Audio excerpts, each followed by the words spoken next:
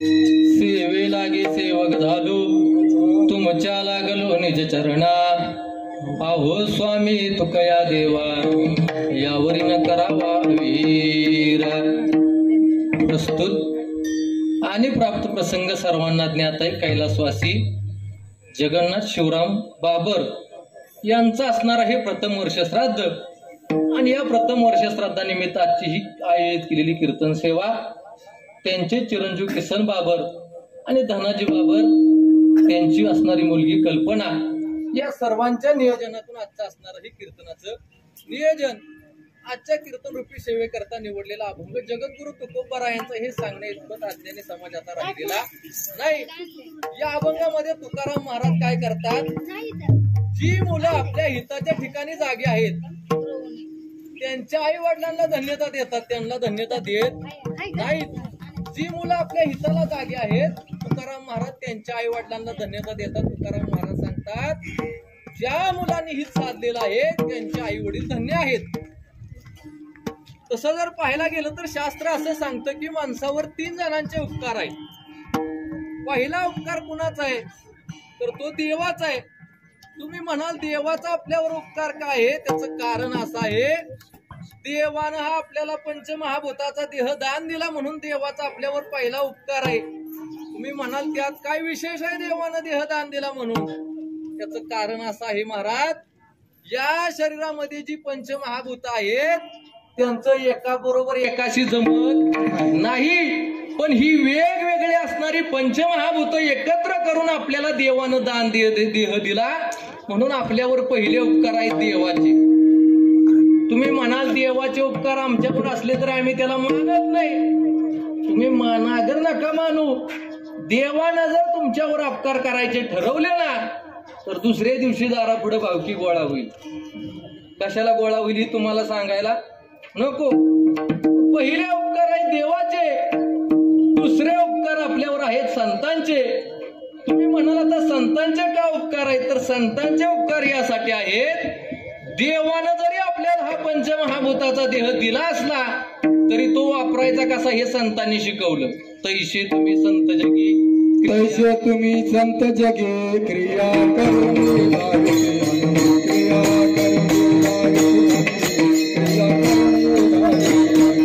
तैसे तुम्ही संत जगे क्रिया करून क्रिया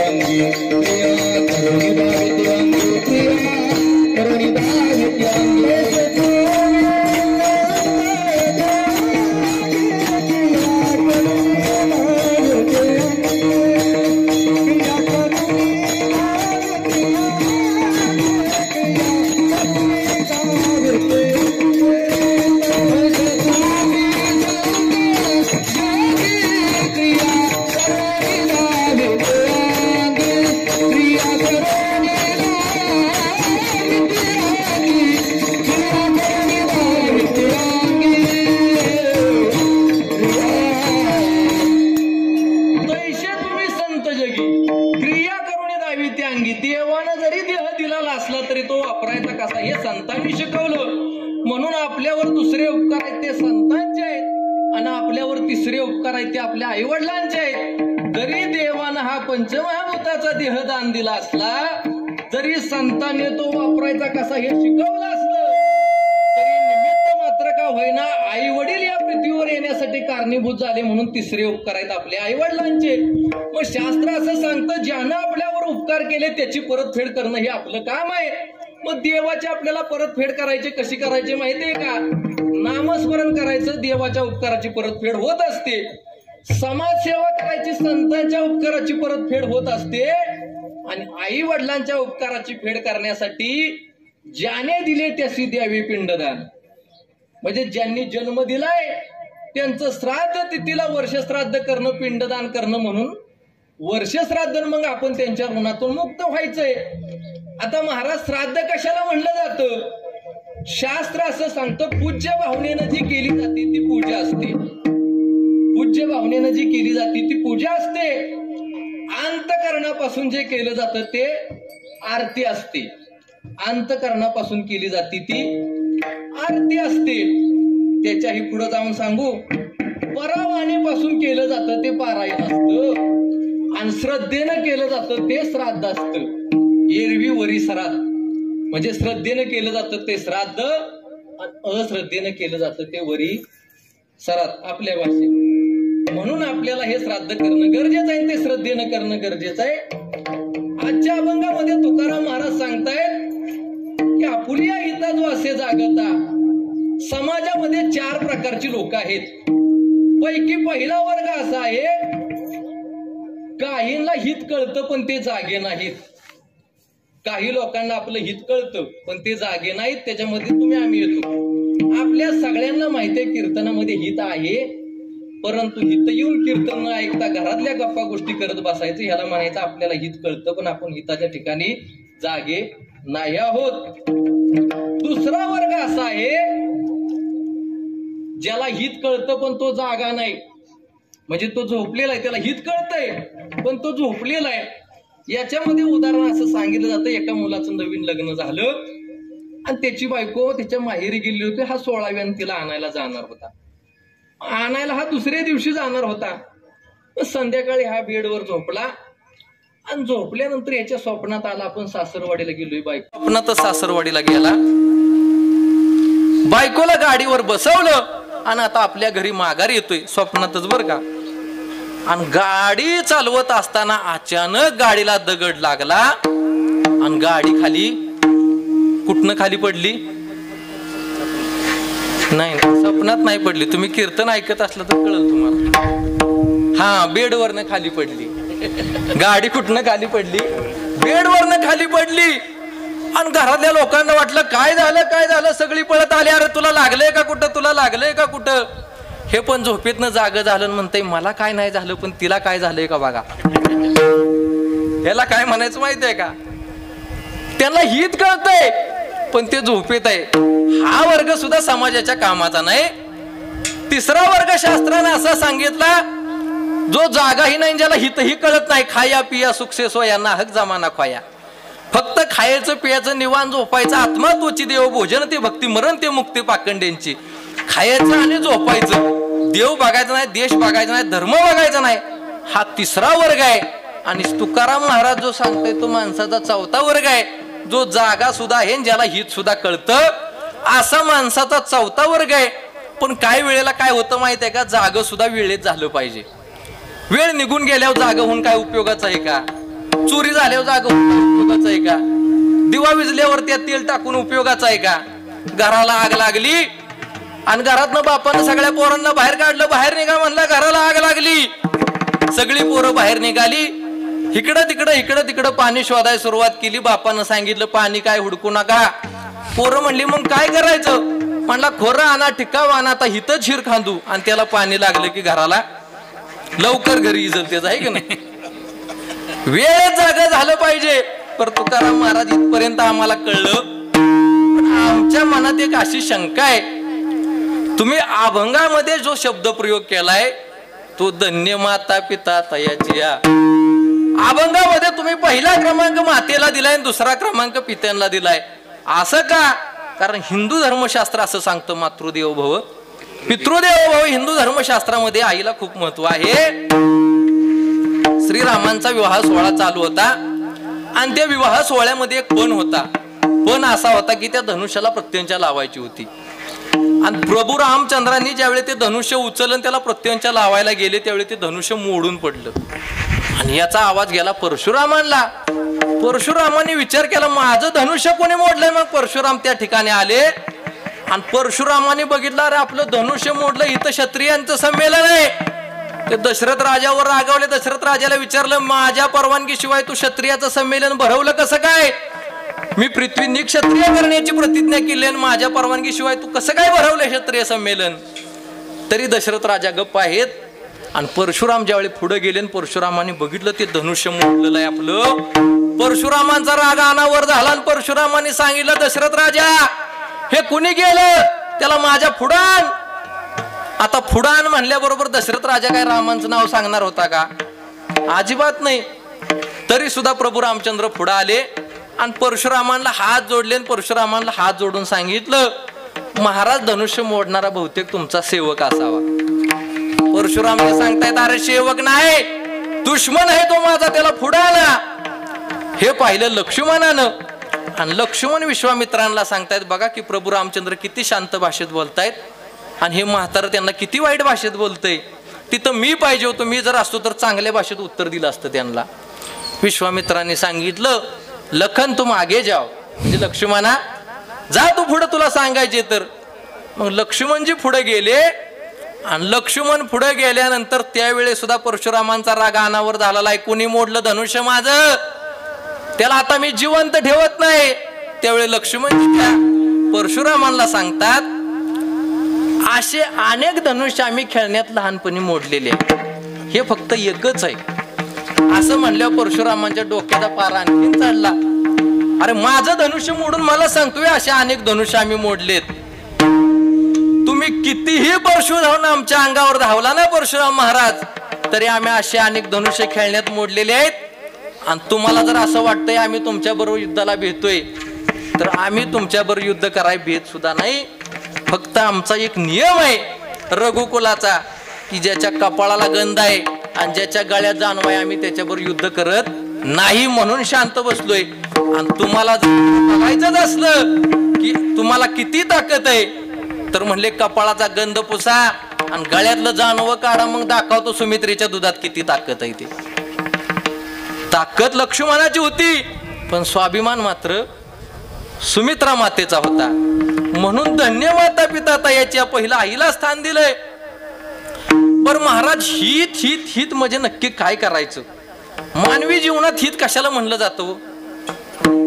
हित ते करावे देवाचे चिंतन, हित ते करावे देवाचे चिंतन, हित ते करावे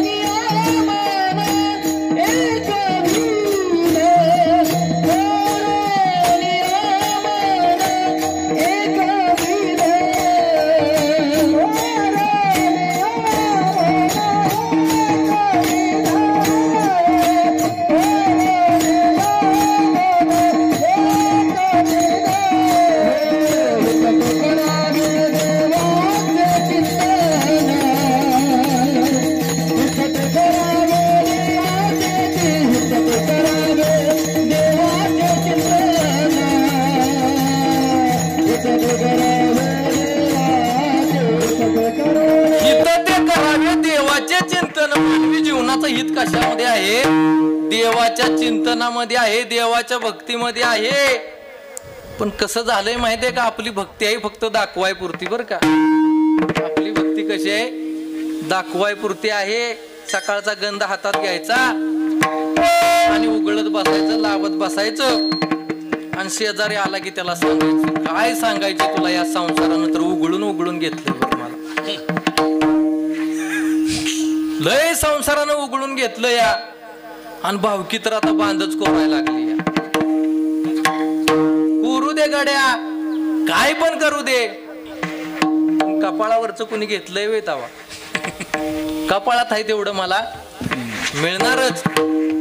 यांच्या त्रासाला कंटाळून असं वाटतंय आत्महत्याच करावी, गळफास घ्यावा. पण नको, लई त्रास होईल गाड्या. मग पुन्हा असं वाटतंय अटॅक आला तर बरं होईल. पण तो पण आता येणार झाला या.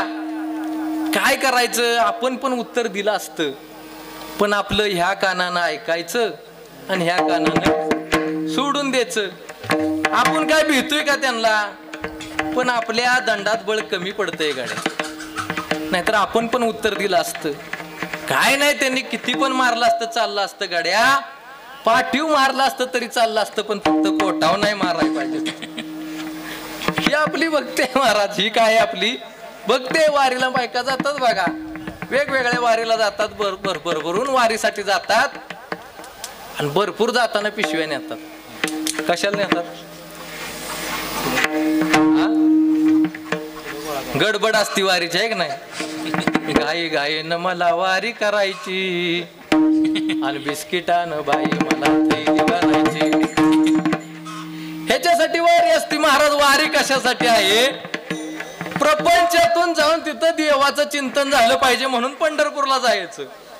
पण तिथं जाऊन हरिपाठात न नाचता, कीर्तनात न नाचता कुठं जायचं? चायनीज बाजारात आहे का नाही? चायनीज बाजारात जायचं आणि मग बायका घेते त्या बांगड्या, गडी घेते तर गोंगड्या.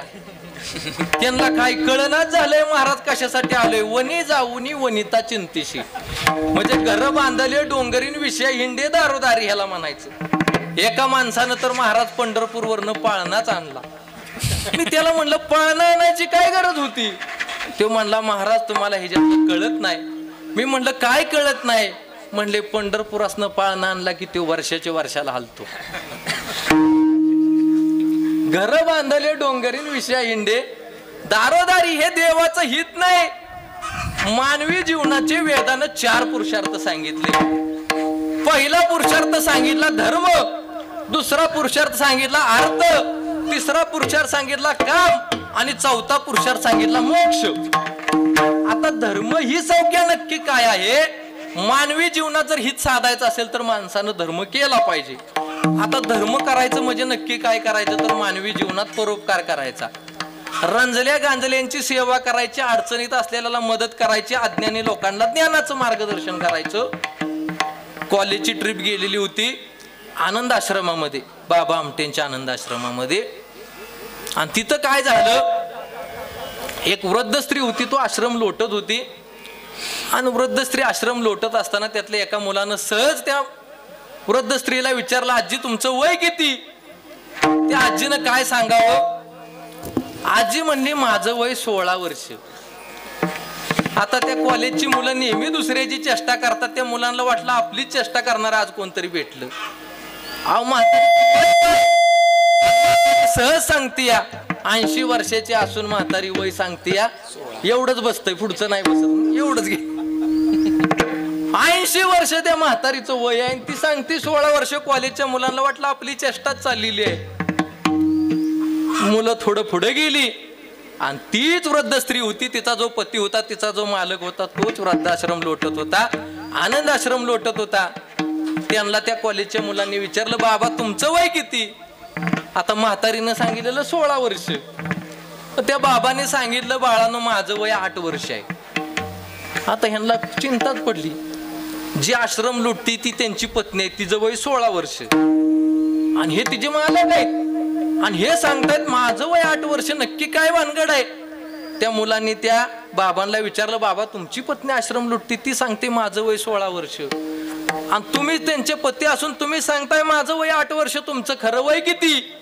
त्यावेळी त्या बाबांनी छान उत्तर दिलं. बाबांनी सांगितलं, बाळानो काय झालंय, गेले 16 वर्ष माझी पत्नी आहे ती आश्रमामध्ये सेवा करते, हा आश्रम लुटून काढते, इथल्या लोकांची सेवा करते, म्हणून खऱ्या अर्थानं तिचं वय 16 वर्ष आणि मी तिच्या मागणं 8 वर्षाने आश्रमात आलोय, म्हणून माझं वय 8 वर्ष. मला खऱ्या अर्थानं माझ्या आयुष्याचा अर्थ तिच्यानंतर 8 वर्षानं समजला, म्हणून माझं वय 8 वर्ष. मग शास्त्र सांगतं, किम प्रमतस्य बहुवी परोक्षायर्नर्या वरम मूर्तम विदितम घटते श्रेयती यथा विदा.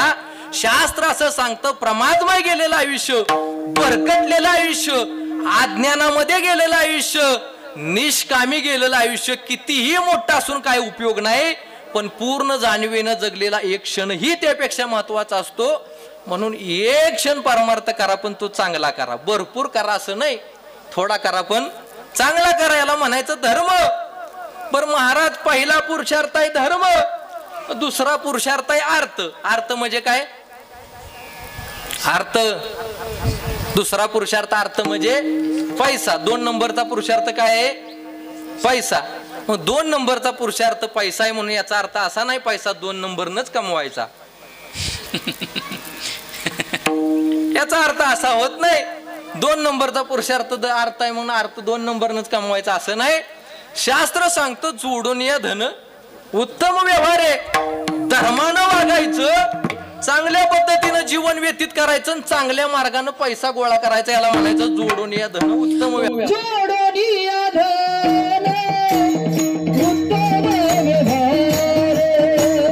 जोडून या धन उत्तम व्यवहार,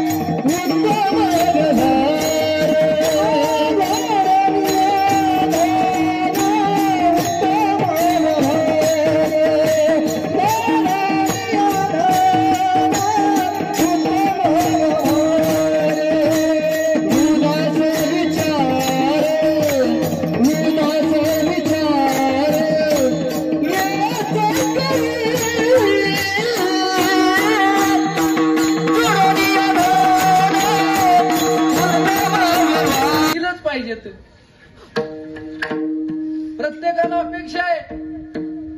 म्हणून मी बऱ्याच वेळा कीर्तनात सांगत असतो, महाराज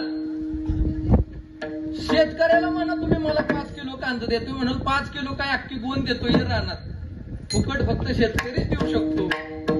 म्हणून मी बऱ्याच वेळा सांगतो, साधू जगतो तपावर, गारुडी जगतो मापावर, गारुडी जगतो सापावर, व्यापारी जगतो मापावर, नोकरदार जगतात पगारवर, शेतकरी जगतो कष्टावर. जगात जर तुम्हाला काय पाहिजे असेल तर शेतकऱ्यासारखा श्रीमंत माणूस कोण नाही. महाराज अवघड परिस्थिती आहे. याचं शिक्षण झाल्यावर सुद्धा आई वडिलाला चिंता, ह्याला नोकरी लागते का नाही. बरं नोकरी लागली तरी चिंता संपली का हो तुमची. पुन्हा कशाची चिंता. हुशार आहे माणसं, आपण एकाच तालुक्यात नाही का, वेगळा आहे. पुन्हा आई वडिलांना चिंता, ह्याला बायको मिळते का नाही. बर समजा मिळालीच, धरून त्याला मिळाली तरी पुन्हा चिंता. पहिलं काय होतं माहितीये का, मुलीच्या आई वडिलांना चिंता होती, मिळणारी मुलगी कसली मिळती, आपल्याला बरोबर सांभाळून घेते का नाही. म्हणजे मुलीच्या आई वडिलांना चिंता होती, मिळणारा नवरा कसा मिळतोय, मिळणारी सासू कसली मिळते, मिळणारा दीर कसा मिळतोय. पण आता विरुद्ध झालंय बरं का. आता मुलाच्या आई वडिलांना चिंता करावी लागते, येणारं वादळ कसलं येतं या.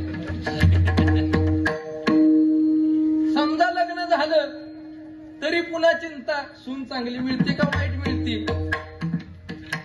बरं समजा मिळालीच चांगली, समजा म्हणतोय बरं का, मिळालीच चांगली, पुन्हा आई वडिलांना चिंता, ह्याला मुलं होतात का नाही, आहे का नाही चिंता. बरं एक मुल झालं तरी पुन्हा चिंता, दुसरं होतंय का नाही. अरे किती चिंता, गर्भात असल्यापासून चिंता आहे.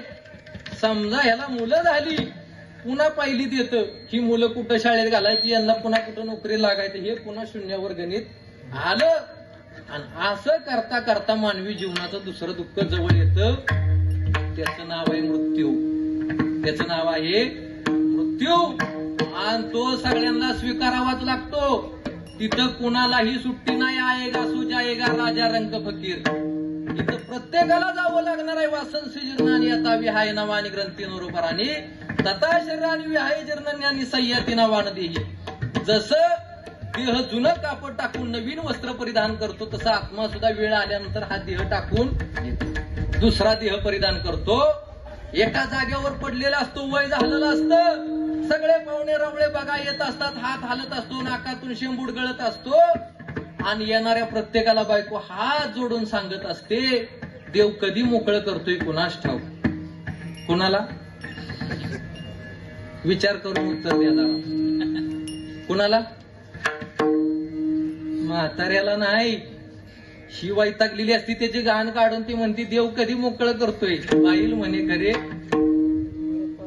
मरता तरी बरे, नाशिले घर तुमकून या. आणि मग भागवत सांगतो 40,000 विंचू चावल्यावर माणसाला जेवढ्या वेदना होतात ना, तेवढ्या वेदना माणसाला मरताना होतात. म्हणून माणूस इतका तरपडत असतो. मानवी जीवनातलं दुसरं दुःख आहे मृत्यू. मानवी जीवनातलं तिसरं दुःख आहे जरा. जरा कशाला म्हणतात माहितीये का. वार्धक्य. वार्धक्य वार्धक्य याचं राहतच नाही. वेळ आली की सगळ्यांना वार्धक्य येतच. मला सांगा, वय झाल्यानंतर केस पांढरी होणारच, त्यात काही वाद आहे का? नाही. पण माणसं म्हणते आम्ही कुठं पांढरी होऊन देतो, आम्ही डाय करू. पण डायचं प्रकरण किती दिवसात असतं? 1 महिन्याचं आहे की नाही? 1 महिन्याच्या प्रकरण हे पुढे उघडं पडतं. इकडून काळी इकडून काळी, मध्येच कमी दाबाचा पट्टा आहे का? ते प्रकरण जास्त दिवस टिकत नाही. बरं, डाय कुणी करावा याला सुद्धा काही प्रमाण आहे महाराज. MH 40, MH 50, MH 55. गाडीची पासिंग नाही सांगत, वयाची सांगतोय, देणार तेव्हा. MH 60 पर्यंत ठीक आहे डाय करणं, MH 65 पर्यंत पण ठीक आहे. MH 70 वाल्यांनी डायची वाटी घेऊन पळायचं म्हणजे जरा आश्चर्याचीच गोष्ट आहे महाराज, आहे का नाही? ते न्हाव्याच्या दुकानात गेलं तरी न्हाव्याला सांगतात दाढी उलटी आण का, गडी चिकना दिसला पाहिजे. अरे दाढी वाढणारी राहणार आहे का? वारीक उठायला आणि दाढी फुटायला काही वेळ आहे तवा? त्याला काही इरिगेशनची परवानगी घ्यायची का? मोटर चालू करून पाणी सोडायचे?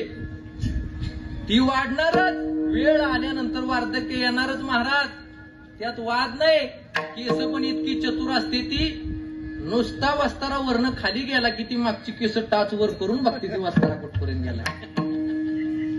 वेळ आल्यानंतर केस पांढरे होणारच, चेहऱ्यावर सुरकुत्या पडणारच, चेहरा विक्षिप्त दिसायला सुरुवात होणारच. तुम्ही म्हणणार नाही आम्ही आता ती ट्यूब निघाली ती लाव आणि काय हो, गोरे हो, आहे ना? गोरं व्हायची ट्यूब निघाली ना, कुठली? मी लावत नाही ना म्हणून तुम्हाला विचारतोय. एका माणसानं बाजारातनं म्हैस विकत आणली. गावातली सगळी माणसं त्याला म्हणायची, अरे तुझी म्हस काळीच आहे, तुझी म्हस काळीच आहे. त्याला लय राग आला का, इतकी 1 लाखाची म्हैस आणून सुद्धा सगळी म्हणते तुझी म्हस काळीच आहे. त्यानं विचार केला म्हैस गोरी करायची. दुकानात गेला आणि दुकानदार दादाला सांगितलं ती गोरी करायची ट्यूब असती ती द्या. दुकानदार दादाने विचारलं किती देऊ? म्हणला सगळ्याच द्या. ती म्हशीला लावायची, ती काय घरात न्यायची वेळ तवा? मग दुकानदार दादानं सुद्धा 20-25 टोबा होत्या त्या घेतल्या आणि त्याला दिल्या. मग ह्यानं त्या 20-25 टोबा घेतल्या, म्हस कॅनॉलवर नेली, त्या सगळ्या 25 टोबा लावल्या. तासभर मध चांगली वाढून दिली आणि तासानं मग सगळी धुवून काढली. मग आता म्हस कशी दिसणार आहे?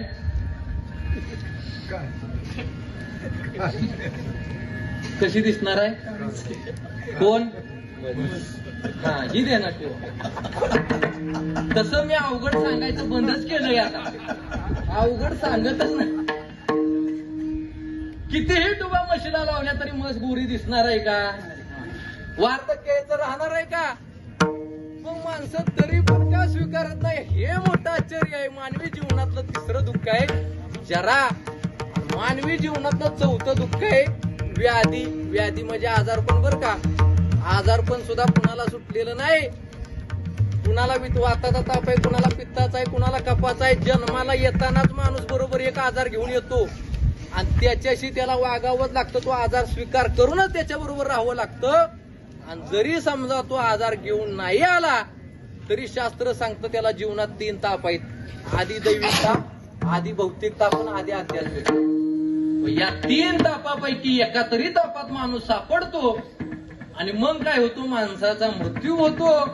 पण तुकाराम महाराज सांगतायत मानवी जीवनात ज्यानं 4 पुरुषार्थ साधले, जो धर्माप्रमाणे वागला, धर्माप्रमाणे वागून अर्थ कमवलं, कमवलेल्या अर्थातून आपलं उदरनिर्वाह व्यवस्थित चालवला आणि शेवटी जो मोक्षाला गेला, असा जो आपल्या हिताच्या ठिकाणी माणूस जागा आहे, त्याच्या आई वडिलांना तुकाराम महाराज धन्यता देतात. हे अभंगाचं पहिलं चरण. आपुली हिता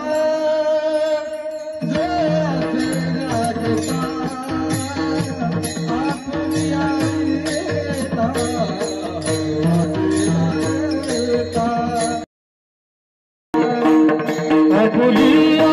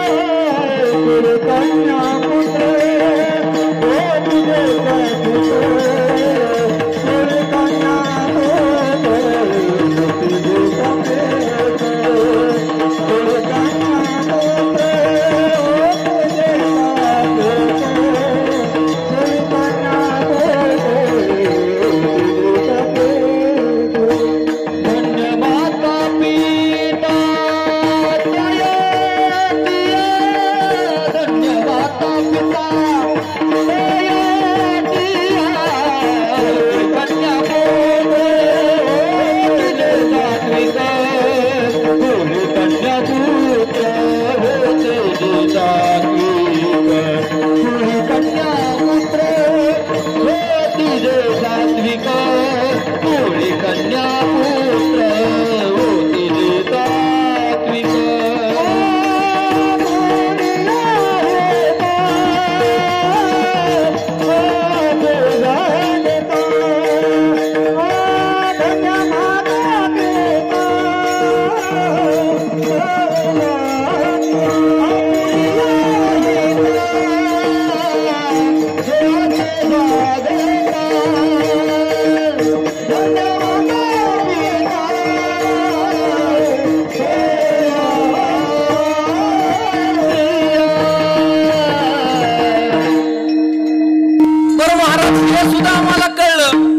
दुसऱ्याही चरणात तुम्ही काय सांगतायत? कुळी कन्या पुत्र होती जे सात्विक तयाचा हरिक वाटे देवा.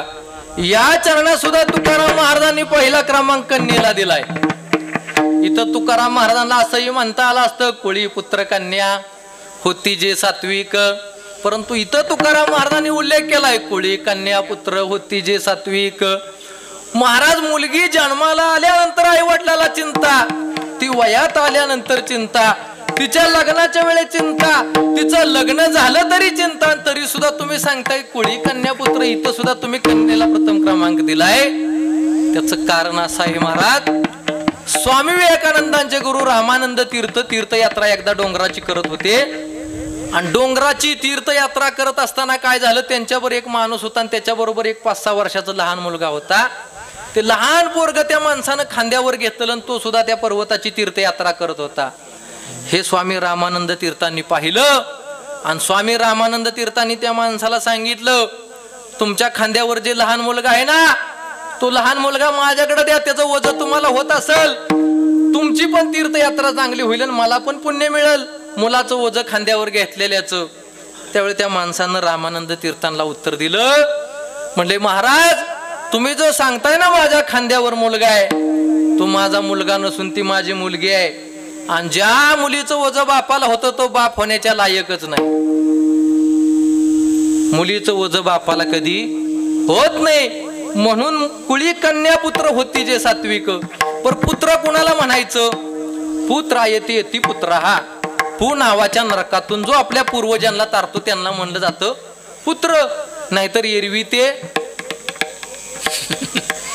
सांगाय नको, इथं कीर्तन आहे. पोटी जन्मती रोग, तरी का म्हणावे आपत. पोटातून रोग सुद्धा जन्माला येतात. काय झालं, धृतराष्ट्राला विदुरांनी बऱ्याच वेळा सांगितलं, धृतराष्ट्रा तुझा एक पुत्र आहे त्याच्यावर नियंत्रण ठेव, नाहीतर सगळ्याचा विनाश होईल. पण धृतराष्ट्र काय ऐकाय तयार नव्हता. धृतराष्ट्रानं दुर्योधनाला पाहिजे तसं वागून दिलं.